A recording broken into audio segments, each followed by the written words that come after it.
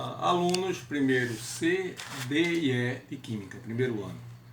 Estamos aqui para resolver aquele teste que nós fizemos, né? Inclusive já estou com a nota, depois eu passarei para vocês e vou resolver todas aquelas 5 questões. Então, analisem depois, vejam direitinho o vídeo e qualquer dúvida que não tiver na explicação, deixem algum comentário que eu entre em contato e posso até fazer outra resolução. Pegando aqui o teste, nós temos, na primeira questão, um astronauta cuja massa é 75 quilos. Sabemos muito bem, massa é a quantidade de matéria. Então, o peso está relacionado com a massa e a aceleração da gravidade, certo? Então, um astronauta cuja massa é 75 quilos, vamos colocar aqui, primeira questão, massa do astronauta, 75 quilos, ok? Está em solo lunar. Sabe-se que a aceleração da gravidade, então a aceleração da gravidade a gente representa pela letra G minúscula. Então corresponde a 1,6 metros. Lembre-se que essa barra aqui significa por, né? Por segundo ao quadrado. Então, os dados fornecidos pela questão, massa e aceleração da gravidade. Aí vamos para as perguntas. Letra A. Qual a massa do astronauta quando está na Lua? Olha, lembrando o que eu falei para vocês. O que se altera é o peso e não a massa. O peso, como depende da gravidade, a gravidade da Terra é uma, a gravidade da Lua é outra. Então vai alterar a força-peso.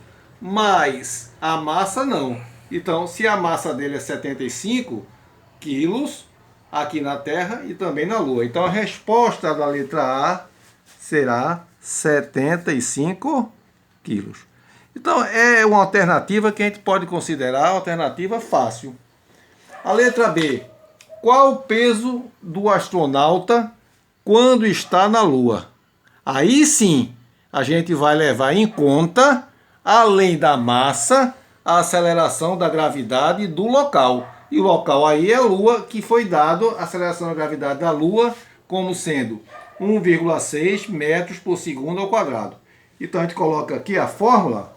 Então essa letra B, o aluno sabendo a fórmula, então não tem o que se preocupar, a não ser que ele tenha dificuldade numa das operações da matemática, que é a multiplicação.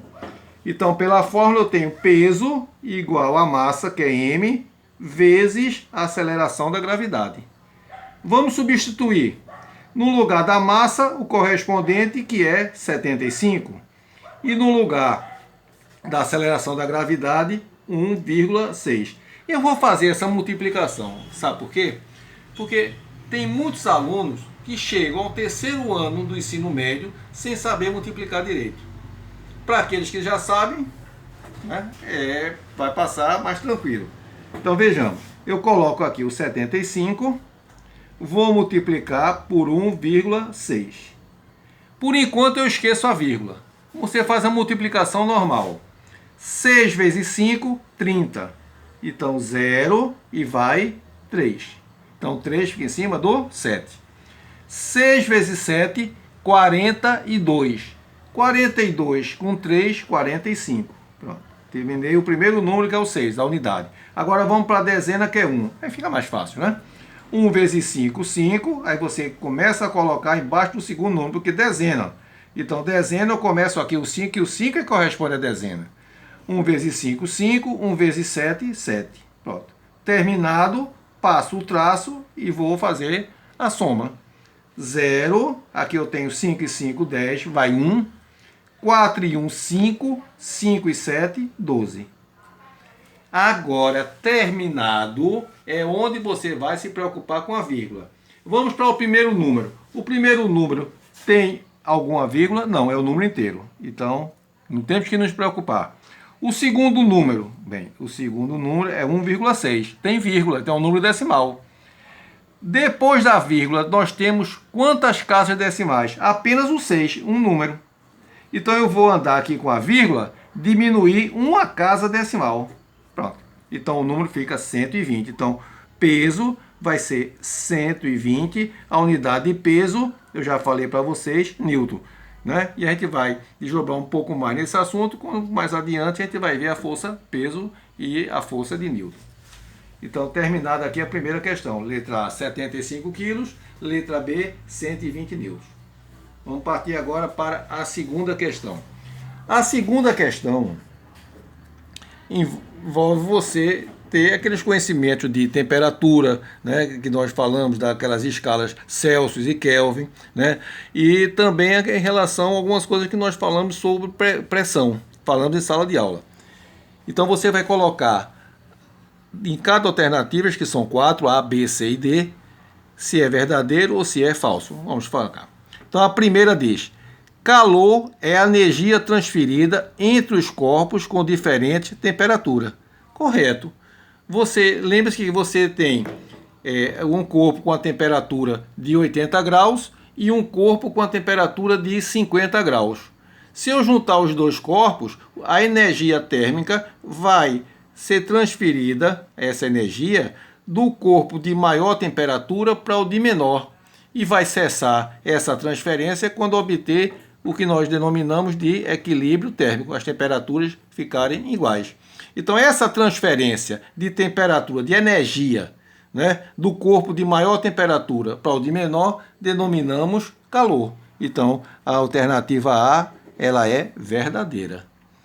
A alternativa B: o valor da temperatura 27 graus Celsius, a escala Celsius, essa escala que nós usamos, né, para você... agora, né, essa época está se usando bastante, né, essa época do Covid, você verificar a sua temperatura. Então você usa o termômetro, que é a escala Celsius, também, né, centígrados. E a outra escala de maior amplitude é a escala Kelvin. Então ele diz: o valor da temperatura 27 graus Celsius na escala Kelvin corresponde a 200 K. Olha, vamos fazer aqui, vamos para cá. Então letra B. Você tem aqui, ó, temperatura na escala Kelvin. Eu vou pegar a temperatura que eu tenho em Celsius e acrescentar 273. Então, temperatura em Kelvin, a temperatura em Celsius ele disse que era 27 graus. Se é 27 graus com 273, não é 200, e sim 300K. Aqui tem 200K, né? 200K.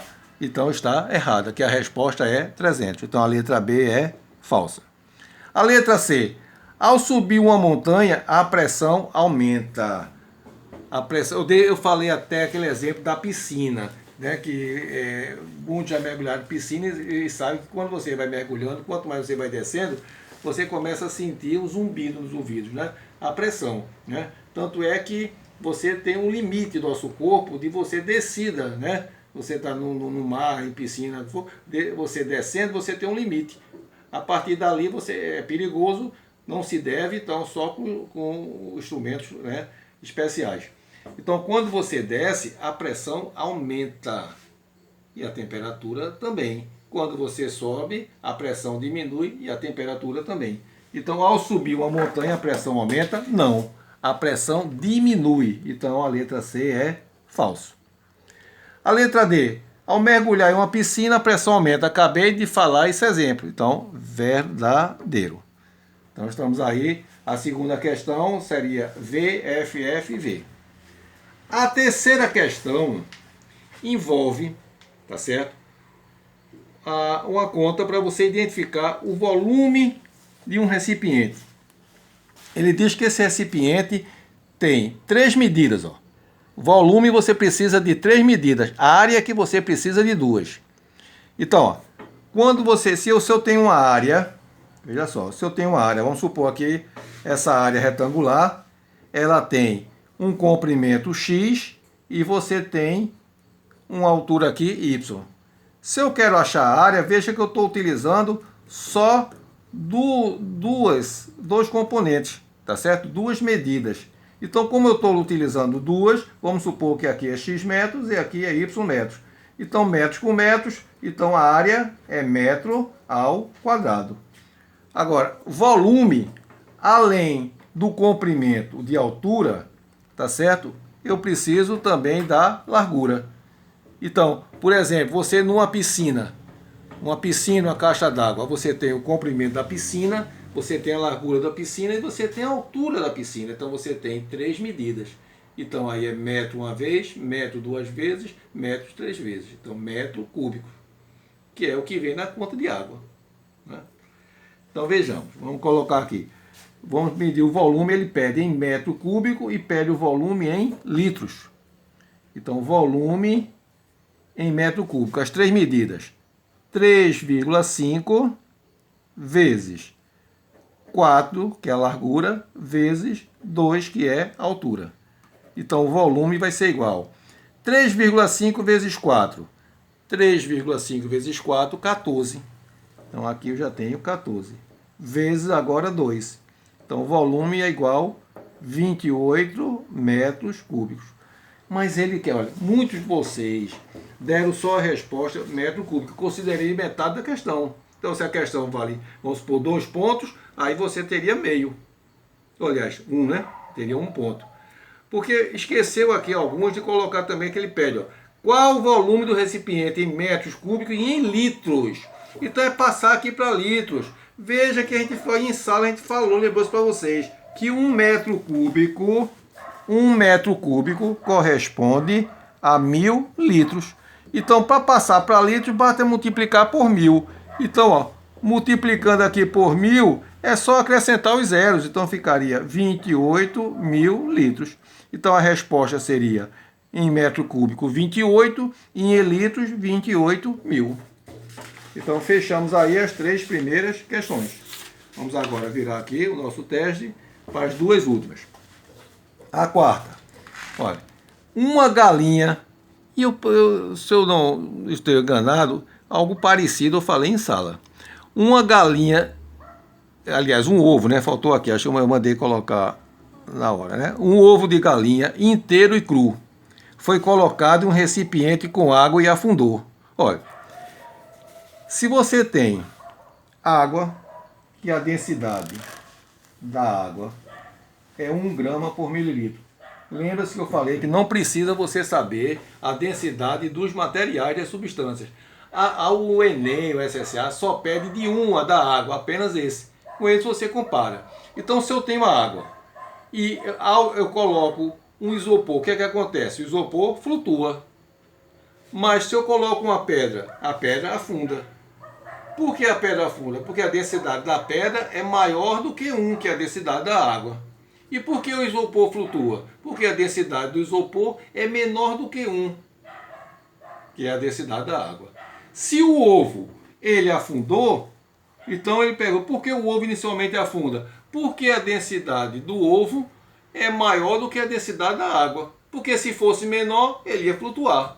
Então bastaria você responder: por que o ovo inicialmente afunda? Porque a densidade do ovo é maior. Ok? Na letra B, a densidade do ovo altera durante o experimento. Vamos continuar lendo. Após dissolver algumas colheradas de sal na água, o ovo passou a flutuar no líquido. Então, ele tem a água, o recipiente com água, o ovo aqui desceu, ó, ovo desceu. Quando ele adiciona o sal na água, o que é que ocorre? Aquele ovo, né, ele passa a flutuar. Então, por que